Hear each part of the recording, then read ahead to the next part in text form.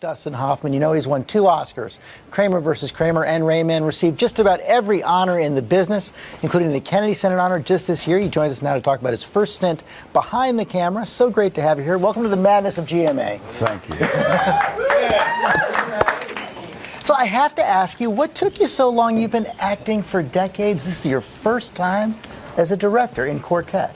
Well, you know, I would develop stuff like every other actor, or anyone who has the hope of having something made from their own idea, and I would put it aside to make a movie, and then the movie would be over. I'd come back to it. But I guess the most important part of it is when you're in your 30s, in your 40s, in your 50s, you think you've got all the time in the world. Suddenly you're 75 and you say, gotta do it, or get off the pot. And this is such a lovely story. It's called Quartet. It's about a group of retired opera singers. 3 of them live together, but then they come together for this performance in honor of Verdi. And you got to work with some amazing actors, including Maggie Smith. Yes. She actually came with the project, so I'm not sure she would have agreed with me being a first time, but she was already in there, and Tom Courtney came with it. And you chose one clip that you wanted everyone to see. Tell us about it.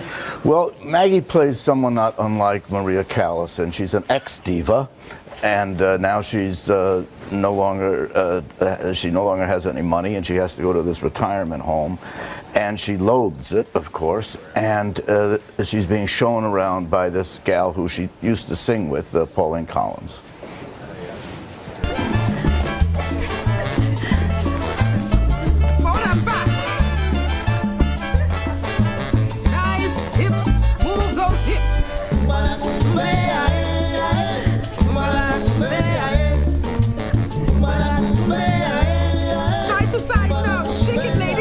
This is not a retirement home, this is a madhouse. The horror on her face. Well, I decided after I took the project that I wanted to use real ex-opera singers and musicians, and that's who surrounds Maggie and the other stars. And that guy is an ex-musician, and I didn't direct him to do that. You didn't do this? He took one look at Maggie and he made a move. Who can blame him, right? You did bring so much fun to this, but you also have some important things to say. The whole film does about the whole process of aging. You want an answer? Yeah.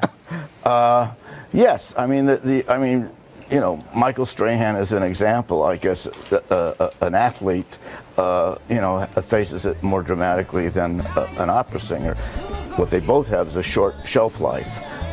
What is it for an athlete to be a star in high school, college, pro, and then suddenly he wakes up one morning and it ain't the same. He's just, even if it's that much less flexibility.